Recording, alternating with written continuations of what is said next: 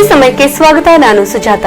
ಇಂದು ಕಲಬುರಗಿ ನಗರಕ್ಕೆ ಸನ್ಮಾನ್ಯ ಪ್ರಧಾನಮಂತ್ರಿಗಳಾದ ಶ್ರೀ ನರೇಂದ್ರ ಮೋದಿ ಅವರು ಆಗಮಿಸಿದ ಹಿನ್ನೆಲೆಯಲ್ಲಿ ಕಲಬುರಗಿಯ ನೂತನ ವಿದ್ಯಾಲಯ ಮೈದಾನದಲ್ಲಿ ಬೃಹತ್ ರ್ಯಾಲಿ ನಡೆಸಲಾಯಿತು. ನಂತರ ಸಾರ್ವಜನಿಕರನ್ನುದ್ದೇಶಿಸಿ ಮಾತನಾಡಿದ ಮೋದಿ ಅವರಿಗೆ ಬುದ್ಧ ಬಸವ ಅಂಬೇಡ್ಕರ್ ಪುತ್ಥಳಿ ಹಾಗೂ ಬೆಳ್ಳಿ ಗದೆಯನ್ನು ಉಡುಗೊರೆಯಾಗಿ ನೀಡಲಾಯಿತು.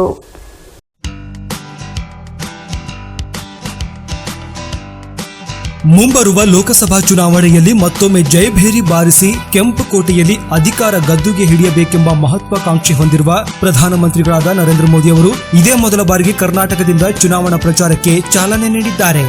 ದಕ್ಷಿಣ ಭಾರತದಲ್ಲೂ ಬಿಜೆಪಿಗೆ ಅತಿ ಹೆಚ್ಚು ಸ್ಥಾನ ತಂದುಕೊಡಬೇಕೆಂಬ ಏಕೈಕ ಉದ್ದೇಶದಿಂದ ಈಗಾಗಲೇ ನೆರೆಯ ಆಂಧ್ರ ಮತ್ತು ತಮಿಳುನಾಡುಗಳಿಗೆ ಭೇಟಿ ಕೊಟ್ಟು ಮತದಾರರ ಮನ ಗೆಲ್ಲುವ ಪ್ರಯತ್ನ ಮಾಡಿರುವ ನರೇಂದ್ರ ಮೋದಿ ಅವರು ಕಲಬುರಗಿಗೆ ಲಗ್ಗೆಯಿಟ್ಟಿರುವುದು ಬಿಜೆಪಿ ನಾಯಕರಲ್ಲಿ ಉತ್ಸಾಹವನ್ನ ಇಮ್ಮಡಿಗೊಳಿಸಿದೆ. ಈ ಬಾರಿ ರಾಜ್ಯದ 28 ಲೋಕಸಭಾ ಕ್ಷೇತ್ರಗಳ ಪೈಕಿ ಕನಿಷ್ಠ 22 ಸೀಟುಗಳಲ್ಲಿ ಗೆಲ್ಲಬೇಕೆಂಬ ಬಿಜೆಪಿಯ ರಾಷ್ಟ್ರೀಯ ಅಧ್ಯಕ್ಷ ಅಮಿತ್ ಶಾ ಅವರ ಮಿಷನ್ 22 ಮುಂದಿಟ್ಟುಕೊಂಡು ಚುನಾವಣೆಗೆ ರಣತಂತ್ರ ರೂಪಿಸಿರುವ ಪಕ್ಷದ ರಾಜ್ಯಾಧ್ಯಕ್ಷ ಯಡಿಯೂರಪ್ಪ ಅವರ ಹೋರಾಟಕ್ಕೆ ನರೇಂದ್ರ ಮೋದಿ ಅವರು ಕಲಬುರಗಿಗೆ ಭೇಟಿ ನೀಡಿರುವುದು ಆನೆ ಬಲ ಬಂದಂತಾಗಿದೆ.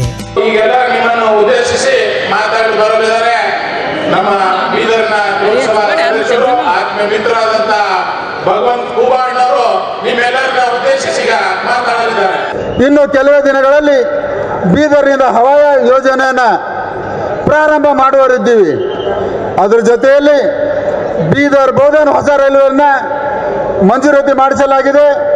ಬೀದರ್ ಅವರ ನಾಂದೇಡನ ಹೊಸ ರೈಲ್ವೆ ಮಾರ್ಗನ ಮಂಜೂರಾತಿ ಮಾಡಿಸಲಾಗಿದೆ ಮತ್ತು ಕಲಬುರಗಿ ಆಳಂದ್ ಲಾತೂರ್ ಕೂಡ ಸರ್ವೆಯನ್ನು ಮಾಡಿ ಸರ್ವೆ ಕಂಪ್ಲೀಟ್ ಮಾಡಿ ಬಂದಿದ್ದೀವಿ. ಹೀಗೆ ನರೇಂದ್ರ ಮೋದಿ ಅವರ ಎಲ್ಲ ಕಾರ್ಯಕ್ರಮಗಳು ನಮ್ಮ ಲೋಕಸಭಾ ಕ್ಷೇತ್ರದಲ್ಲಿ ಸಂಪೂರ್ಣವಾಗಿ ಯಶಸ್ವಿಯಾಗಿ ನಾವು ಅನುಷ್ಠಾನಗೊಳಿಸಿದ್ದೀವಿ. ಮುಂಬರುವಂಥ ದಿನಗಳಲ್ಲಿ ತಾವೆಲ್ಲರೂ ಸುಮಾರು ಒಂದು 50 ದಿವಸ ಕಷ್ಟಪಟ್ಟು ಮತ್ತೊಮ್ಮೆ ಈ ದೇಶಕ್ಕೆ ಮೋದಿಜಿಯವರನ್ನು ಪ್ರಧಾನಮಂತ್ರಿಯಾಗಿ ಮಾಡಬೇಕಂತ ಆಶೀರ್ವಾದವನ್ನು ಮಾಡಬೇಕಂತ ಹೇಳಿ ನಾನು ನಿಮ್ಮಲ್ಲಿ ವಿನಂತಿಯನ್ನು ಮಾಡಿಕೊಂಡು ನನ್ನ ಮಾತಿಗೆ ನಾನು ವಿರಾಮವನ್ನು ಕೊಡ್ತೀನಿ. ಧನ್ಯವಾದಗಳು. ಕೋಳಿ ಸಮಾಜದ ನೇತಾರರು, ನಮ್ಮೆಲ್ಲರ ಅಚ್ಚುಮೆಚ್ಚಿನ ನಾಯಕರು ಮತ್ತು ಯುವಕರ ಕಣ್ಮಣಿ ಆದಂತ ಒಬ್ಬರು ಚಿಂಚನ್ ಸರ್ ಅವರು ನಿಮ್ಮನ್ನು ಉದ್ದೇಶಿಸಿ ಮಾತಾಡಲಿದ್ದಾರೆ. ಇವತ್ತಿನ ದಿವಸ ಕಲಬುರಗಿ ಜಿಲ್ಲೆಯ ಮಲ್ಲಿಕಾರ್ಜುನ ಖರ್ಗೆ ಕುದುರೆ ಓಡುವುದಿಲ್ಲ. ಇಲ್ಲಿ ಕಲಬುರಗಿ ಜಿಲ್ಲೆ ಬಿಜೆಪಿ ಕುದುರೆ ಡಾಕ್ಟರ್ ಉಮೇಶ್ ಯಾದವ್ ಕುದುರೆ ಓಡುತ್ತದೆ. ನಾನು ಮತ್ತೊಮ್ಮೆ ತನ್ನ ಪ್ರಾರ್ಥನೆ ಮಾಡ್ತಿರ್ತೀನಿ, ಇನ್ನೊಮ್ಮ ಬಾರಿಗೆ ಪ್ರಧಾನಮಂತ್ರಿ ಆಗಲು ಸಹಕರಿಸಬೇಕಂತಂದು ಎಲ್ಲ ತಮ್ಮ ಮತದಾರ ಬಂಧುಗಳಿಗೆ ನಾನು ಪಾದುಕೊಂಡು ಮಾತನ್ನು ಜಯ ಜಯ ಕರ್ನಾಟಕ. ನಾವು ನೀವೆಲ್ಲರೂ ಕಾತರದಿಂದ ಕುಂತಿರುವಂತ ಬಹಳ ಒಳ್ಳೆ ಕ್ಷಣ.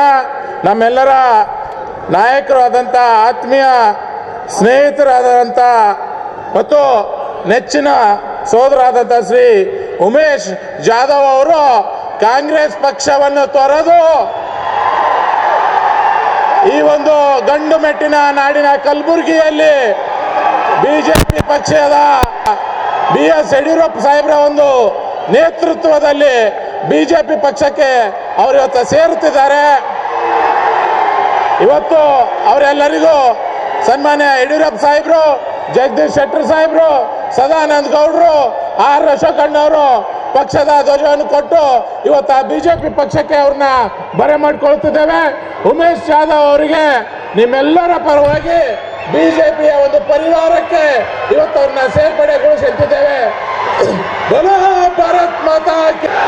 ನೋಡ್ರಿ, ಉಮೇಶ್ ಜಾಧವ್ ಅವ್ರನ್ನ ಪಕ್ಷಕ್ಕೆ ಸೇರಿಸಿದ ತಕ್ಷಣ ಈ ಒಂದು ಬಿರುಗಾಳಿ ಗುಲ್ಬರ್ಗದಲ್ಲಿ ಪ್ರಾರಂಭ ಆಯಿತು. ಇವತ್ತು ಬಹಳಷ್ಟು ಜನ ಕಾಂಗ್ರೆಸ್ನವರಿಗೆ ನಿದ್ದೆ ಬರಂಗಿಲ್ಲ ಮತ್ತು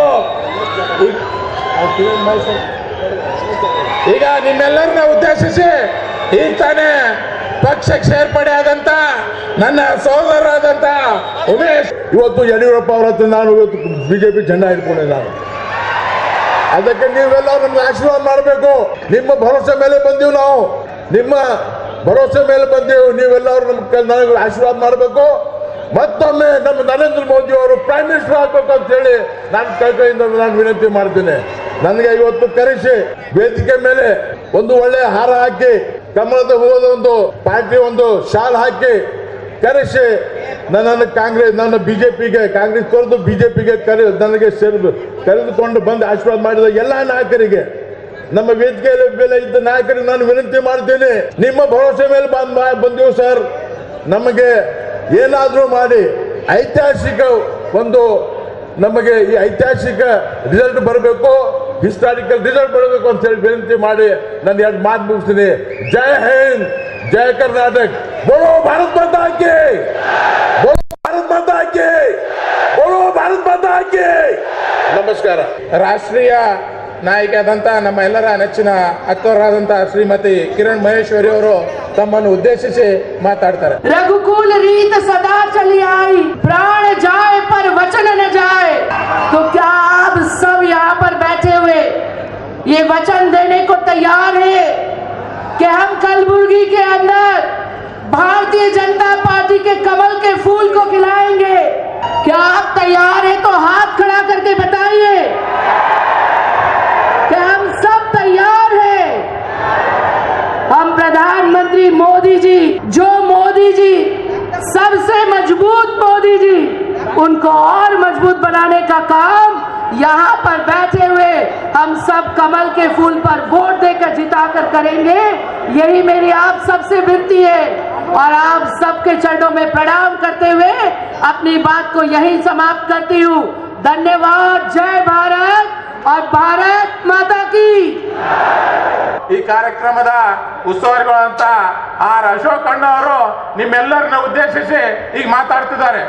ಬಲೋ ಭಾರತ್ ಮಾತಾ ಕಿ, ಮೋದಿ ಮೋದಿ ಮೋದಿ. ಈಗ ಮೋದಿಯವರು ಸರ್ಕಾರಿ ಕಾರ್ಯಕ್ರಮಕ್ಕೆ ಬಂದಿದ್ದಾರೆ. ದಯವಿಟ್ಟು ಶಾಂತವಾಗಿ ಎಲ್ಲ ಕೂತ್ಕೊಬೇಕು. ಕೂತ್ಕೊಳ್ಳಿ 15 ನಿಮಿಷ ಇರ್ತದೆ ಆ ಕಾರ್ಯಕ್ರಮ. ಸರ್ಕಾರಿ ಕಾರ್ಯಕ್ರಮ 15 ನಿಮಿಷ ಇರ್ತದೆ. ಅದರ ಲೈವ್ ಎಲ್ಲರೂ ನೋಡ್ಬೇಕು. ಕೂತ್ಕೊಳ್ಳಿ. ಮೋದಿ ಅವರು ಕಲಬುರಗಿಗೆ ಭೇಟಿ ನೀಡಿದ ಸಂದರ್ಭದಲ್ಲಿ ಕೇಂದ್ರ ಸರ್ಕಾರದ ಅತ್ಯಂತ ಮಹತ್ವದ ಹಾಗೂ ವಿಶ್ವದಲ್ಲೇ ಅತಿದೊಡ್ಡ ಆರೋಗ್ಯ ಚಿಕಿತ್ಸಾ ಕಾರ್ಯಕ್ರಮ ಎನ್ನಲಾದ ಆಯುಷ್ಮಾನ್ ಭಾರತ್ ಯೋಜನೆಯ ಫಲಾನುಭವಿಗಳೊಂದಿಗೆ ಸಂವಾದವನ್ನು ನಡೆಸಿದರು. ಈ ಸಂದರ್ಭದಲ್ಲಿ ಪಕ್ಷದ ರಾಜ್ಯಾಧ್ಯಕ್ಷ ಬಿಎಸ್ ಯಡಿಯೂರಪ್ಪ, ಕೇಂದ್ರ ಸಚಿವರಾದ ಡಿವಿ ಸದಾನಂದಗೌಡ, ರಮೇಶ್ ಜಿಗಜಿಣಗಿ, ಮುಖಂಡರಾದ ಜಗದೀಶ್ ಶೆಟ್ಟರ್, ಕೆಎಸ್ ಈಶ್ವರಪ್ಪ, ಆರ್ ಅಶೋಕ್ ಸೇರಿದಂತೆ ಸಂಸದರು, ಶಾಸಕರು ಪಾಲ್ಗೊಂಡಿದ್ದರು. ಹೈದರಾಬಾದ್ ಕರ್ನಾಟಕದಲ್ಲಿ ಬಿಜೆಪಿ ಅಸ್ತಿತ್ವವನ್ನು ಮತ್ತಷ್ಟು ಭದ್ರಗೊಳಿಸುವ ಉದ್ದೇಶವು ನರೇಂದ್ರ ಮೋದಿಯವರ ಭೇಟಿ ಹಿಂದಿನ ರಾಜಕೀಯ ಕಾರ್ಯತಂತ್ರವಾಗಿದೆ.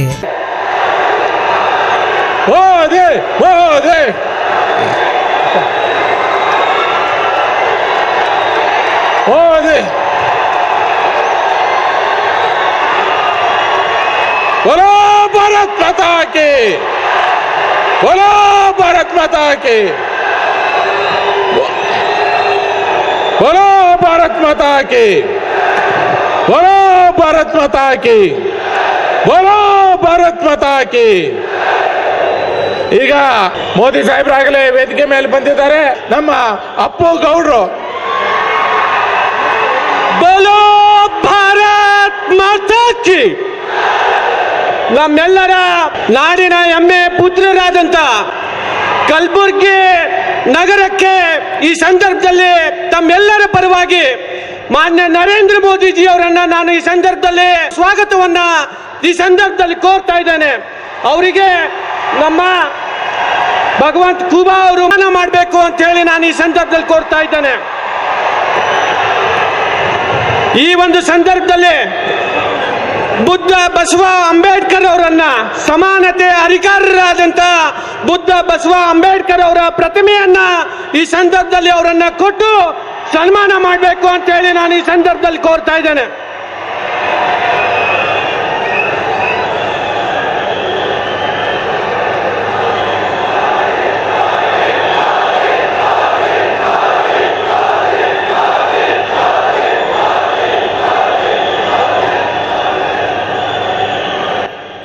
ಇದೇ ವೇಳೆ ಕಲಬುರಗಿಯ ನೂತನ ವಿದ್ಯಾಲಯ ಮೈದಾನದಲ್ಲಿ ನಡೆದ ಬಿಜೆಪಿ ಕಾರ್ಯಕರ್ತರ ಈ ಬೃಹತ್ ಸಮಾವೇಶದಲ್ಲಿ ಪ್ರಧಾನಮಂತ್ರಿ ನರೇಂದ್ರ ಮೋದಿ ಅವರಿಗೆ ಬಿಜೆಪಿ ಮುಖಂಡರಾದ ಬಾಬುರಾವ್ ಚಿಂಚನ್ಸೂರ್ ಅವರು ಬೆಳ್ಳಿ ಗದೆಯನ್ನ ಪ್ರಧಾನಿ ನರೇಂದ್ರ ಮೋದಿ ಅವರ ಸಮ್ಮುಖದಲ್ಲಿ ಅಧಿಕೃತವಾಗಿ ಬಿಜೆಪಿ ಸೇರ್ಪಡೆಯಾದ ಡಾ ಉಮೇಶ್ ಜಾಧವ್ ಅವರು ಮೋದಿ ಅವರಿಗೆ ಬುದ್ಧ ಬಸವ ಅಂಬೇಡ್ಕರ್ ಅವರ ಪ್ರತಿಮೆಯನ್ನು ನೀಡಿ ಸನ್ಮಾನ ಮಾಡಿದರು.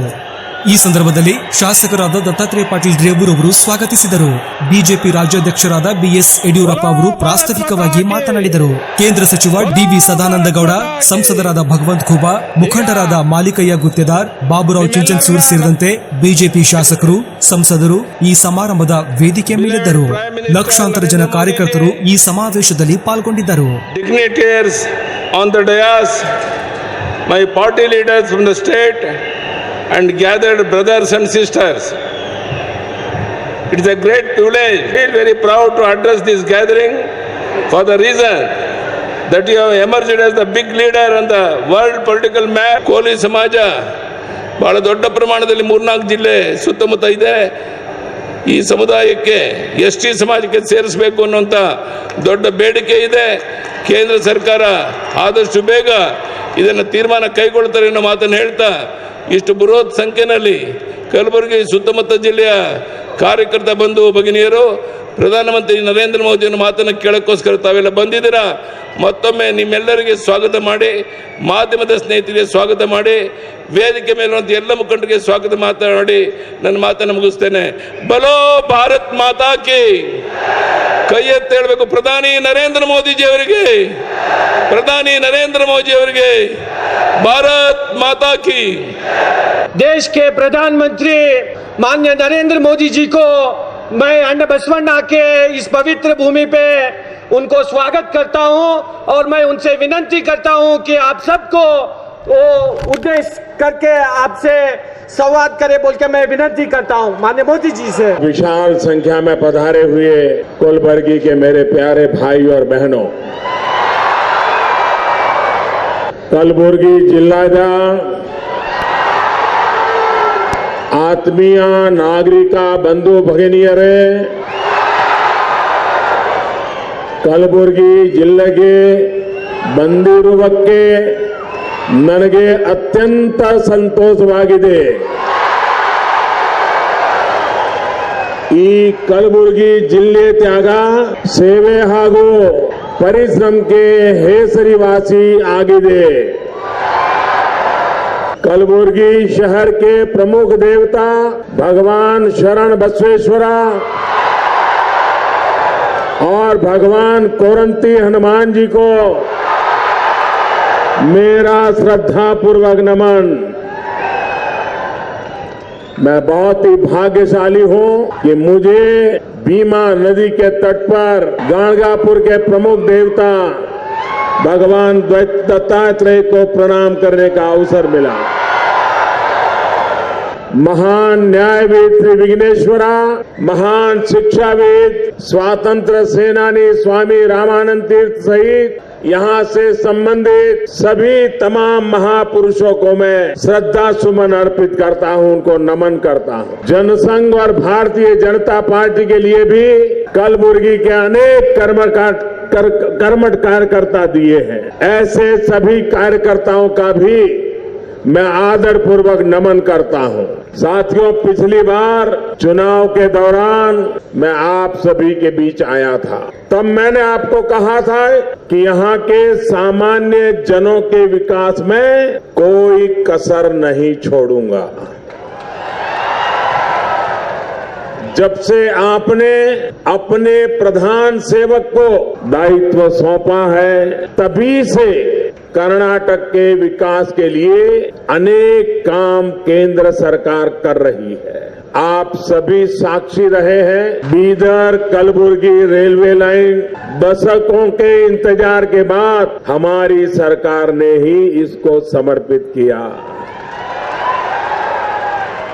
इसी तरह चितापुर से यदगिरी को जोड़ने वाला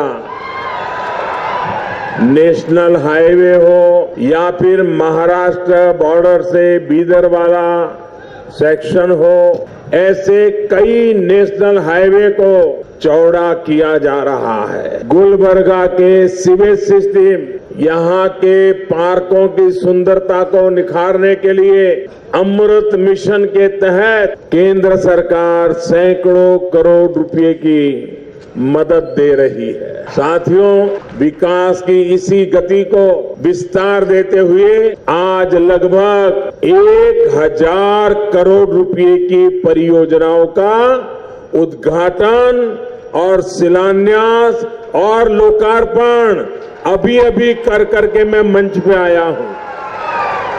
भारत पेट्रोलियम के रायचूर डिपो को विस्तार देने के लिए उसको कलबुर्गी में स्थापित किया जा रहा है।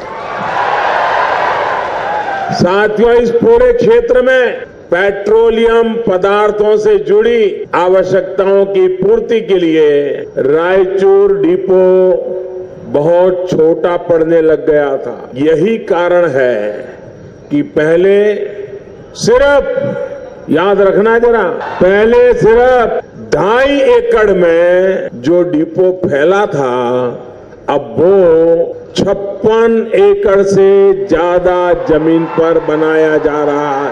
ये 56 सुनते ही कांग्रेस वालों की नींद खराब हो जाती है।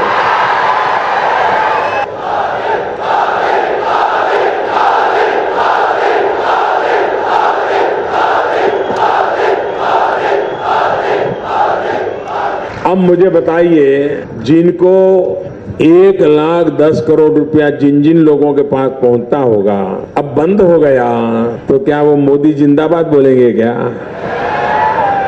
मोदी को गाली देंगे कि नहीं देंगे? देंगे कि नहीं देंगे? अब मुझे उनकी गालियों से डरना चाहिए क्या? जरा भी डरना चाहिए क्या? आप है ना? अब मैं क्यों डरूं?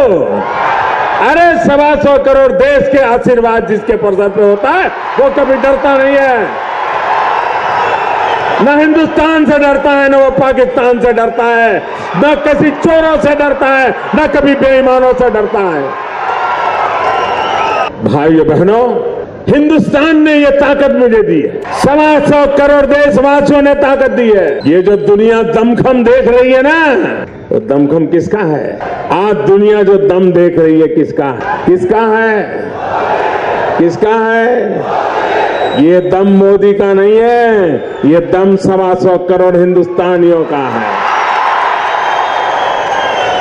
क्या देश का भी बुरा होने देना है? क्या देश को बचाना है कि नहीं बचाना है? देश को आगे बढ़ाना है कि नहीं बढ़ाना है? देश को मजबूत बनाना है कि नहीं बनाना है? आपके बच्चों के भविष्य को मजबूत बनाना है कि नहीं बनाना है? आपकी माता बेटियों की सुरक्षा होनी चाहिए कि नहीं होनी चाहिए? देश सुरक्षित रहना चाहिए कि नहीं रहना चाहिए? देश आन बान से आन आगे बढ़ना चाहिए कि नहीं बढ़ना चाहिए? और इसीलिए भाइयों बहनों, मैं आपसे आज कहने आया, छोटी सी गलती कितना बड़ा नुकसान करेगी कर्नाटक का। कर्नाटक का नुकसान हुआ कि नहीं हुआ? कभी कभी छोटी गलती बहुत महंगी पड़ जाती है। और इसलिए मेरे भाइयों बहनों, लेकिन वो कान खोल करके सुन ले, और देशवासियों भी इन लोगों को बार बार समझ लीजिए, वे इकट्ठे हो रहे हैं मोदी को हटाने के लिए, और मोदी मेहनत कर रहा है आतंकवाद को हटाने के लिए। देश से आतंकवाद जाना चाहिए, देश से गरीबी जानी चाहिए, देश से भ्रष्टाचार जाना चाहिए। इसी मकसद से मैं काम कर रहा हूं। भाइयों बहनों, आज इतनी बड़ी संख्या में आकर के आपने मुझे आशीर्वाद दिए, मैं आपका बहुत बहुत आभारी हूं। पराक्रमी भारत के लिए भारत माता की, विजयी भारत के लिए भारत माता की, वीर जवानों के लिए भारत माता की बहुत बहुत धन्यवाद।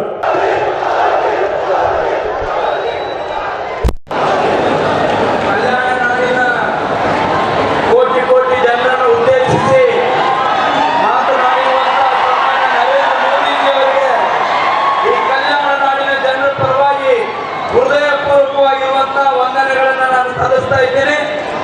ಹಾಗೆ ಈ ಕಾರ್ಯಕ್ರಮದ ಯಶಸ್ವಿ ದೃಷ್ಟಿಯಿಂದ ಹಗಲಿರುಳು ಶ್ರಮಿಸ್ತಾ ಇರುವಂತಹ ಈ ಎಲ್ಲ ಭಾರತೀಯ ಜನತಾ ಪಕ್ಷದ ರಾಜ್ಯ ನಾಯಕರಿಗೂ, ವಿಶೇಷವಾಗಿ 3-4 ದಿನಗಳಿಂದ ಈ ಕಾರ್ಯಕ್ರಮದ ಯಶಸ್ವಿಗೆ ಶ್ರಮಿಸ್ತಾ ಇರುವಂತಹ ಸನ್ಮಾನ್ಯ ಆರ್ ಅಶೋಕ್ ಅವರಿಗೆ, ರವಿಕುಮಾರ್ ಅವರಿಗೆ ಮತ್ತು ರಾಜ್ಯದ ಎಲ್ಲ ಪ್ರಮುಖರಿಗೂ ಕೂಡ ಕರ್ನಾಟಕದ ವತಿಯಿಂದ ಹೃದಯಪೂರ್ವಕವಾಗಿರುವಂತಹ ವಂದನೆಗಳನ್ನು ಸಲ್ಲಿಸ್ತಾ ಇದ್ದೀನಿ. ಈ ಕಾರ್ಯಕ್ರಮದಲ್ಲಿ ಉಪಸ್ಥಿತರಿರುವಂತಹ ಎಲ್ಲ ಕೇಂದ್ರ ಸಚಿವರಿಗೂ, ರಾಜ್ಯದ ಮಾಜಿ ಮುಖ್ಯಮಂತ್ರಿಗಳಿಗೂ, ರಾಜ್ಯಾಧ್ಯಕ್ಷರಿಗೂ, ಇಲ್ಲಿ ಸೇರಿರುವಂತ ಎಲ್ಲ ಜನರಿಗೂ, ಮಾಧ್ಯಮದ ಮಿತ್ರರಿಗೂ, ಈ ಒಂದು ಸುಂದರವಾದಂತ ರಕ್ಷಣೆಯನ್ನು ಒದಗಿಸಿಕೊಟ್ಟಿರುವಂತ ಎಲ್ಲ ರಕ್ಷಣಾ ಸಿಬ್ಬಂದಿಗಳಿಗೂ